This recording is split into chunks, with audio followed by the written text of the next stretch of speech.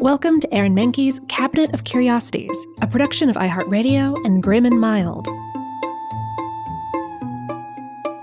Our world is full of the unexplainable.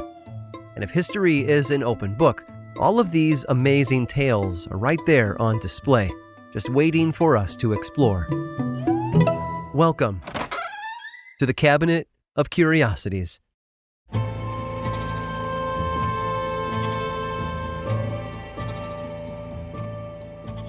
Does anyone else have a favorite Halloween party game? I think we can all agree that spooky season can last year-round if you're lucky, but there are some games that can really only be played when the Great Pumpkin is ready to make an appearance.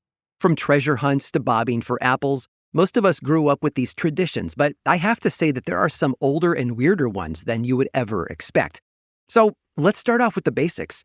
Where does Halloween come from?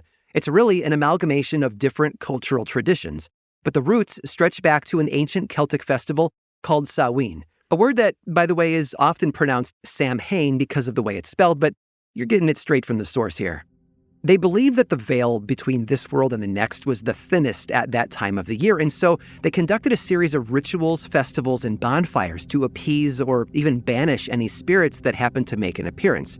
This grew out of a combination of Celtic and Roman traditions, and some of the customs were pretty durable, like the turnips that they carved with faces, the precursors of modern-day jack-o'-lanterns, dressing up in costumes to be mistaken for another spirit and left alone, although their costumes tended to be animal hides and paint.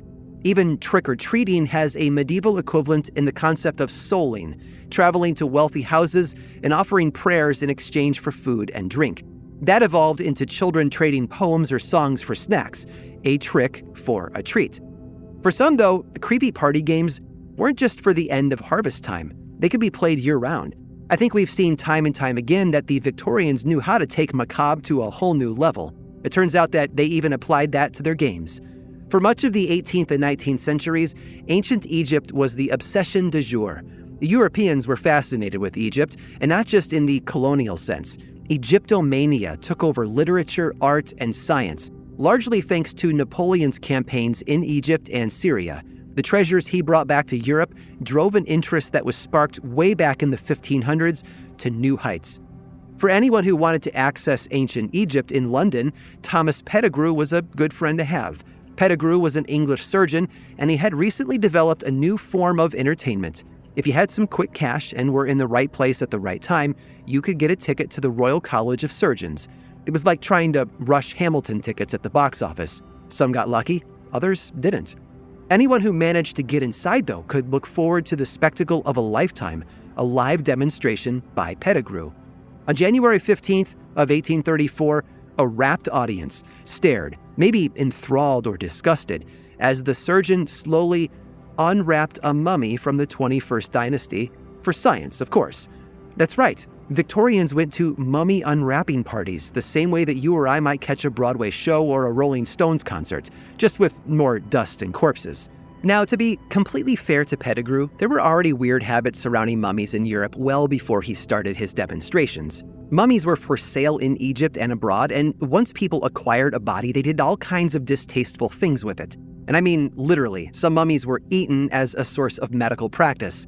Mumia, a product made from mummified corpses, was sold in apothecary shops for centuries and consumed by the rich and the poor. It had to have tasted terrible, of course, but ground-up mummies were prescribed for everything from headaches to the plague. By the Victorian age, people weren't eating the mummies anymore, but that wasn't because they had gained any kind of respect for the dead. Mummy unwrapping parties became popular pastimes, creating a huge demand in Egypt for new subjects. This probably stressed out the people sent to scour tombs. There were only so many mummies to be found, and this resulted in forgeries. Rather than royal corpses, some Europeans got peasants' bodies, some fresher than others. Unwrapping was sort of a ritual in and of itself, and Victorians delighted in the combination of macabre behavior and ancient Egypt. This from the people who were too scandalized to show up in public without a chaperone, of course. Usually a lecture preceded the festivities, and then the unwrapper would start unrolling bandages until the body itself was revealed. Oftentimes, guests collected any objects or amulets encased within the body. One observer at the unwrapping of a woman named Nez Khans noted offhandedly that the jeweled hawk on her necklace would make a lovely watch charm. All good things must come to an end, of course. With the rise of preservation rather than desecration among the scientific and archaeological communities, mummy wrapping fell out of favor. It didn't completely stop, though. People are still curious, right? But thanks to the advent of X-rays and full-body scans, we can now see the person underneath without disturbing their final rest. Proof that mummies, like so many of the other Halloween icons we know, aren't as simple as you'd first believe. They do, in fact, have layers.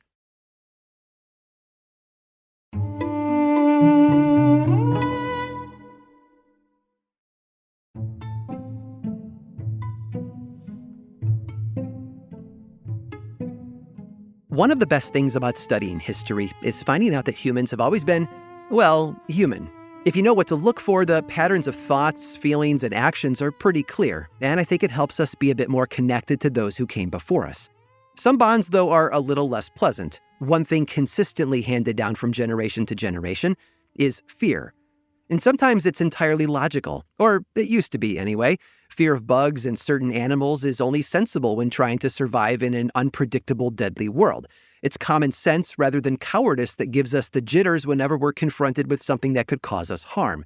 Even if these things aren't as much of a threat now, we still have those leftover instincts from our ancestors.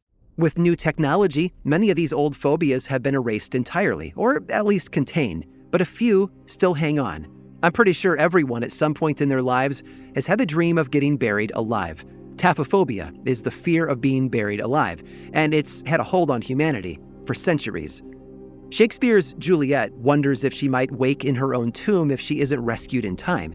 In the Victorian age, plenty of penny dreadful magazines circulated throughout England with horrible stories of people waking up in their own coffins too late to be rescued.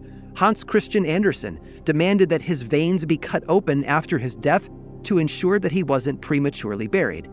And it wasn't just the poets and the artists who were afraid. It was everybody, and for very good reason. As it turns out, being buried alive was shockingly common in the days before brain scans. Sometimes it was intentional in the cases of punishment or sacrifice.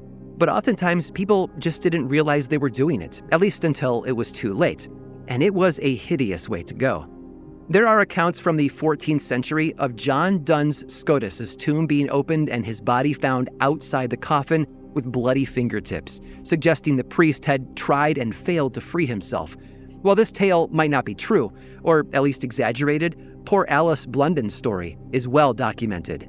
This 17th century Englishwoman was knocked out after drinking too much poppy tea. The opiate put her in such a deep sleep that her doctor held a mirror under her nose, and she didn't seem to be breathing. Not wanting the body to smell, her family buried her quickly, and it might have been a sad but ordinary story for the time, except children playing near her grave started hearing noises.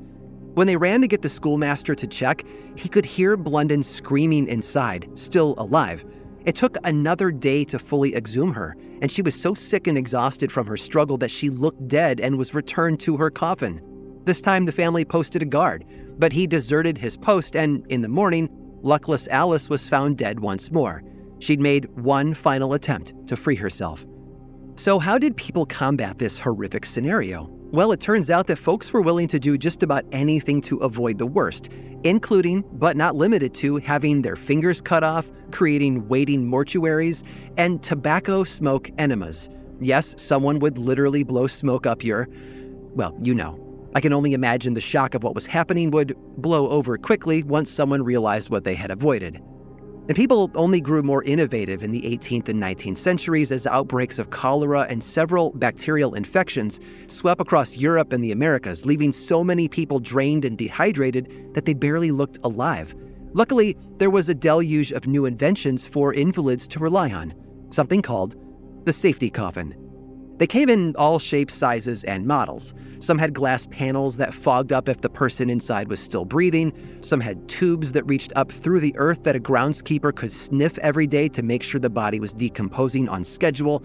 Most basic models had noisemakers attached, like bells or horns, that rested above the ground so a passerby could hear the clamor and come investigate.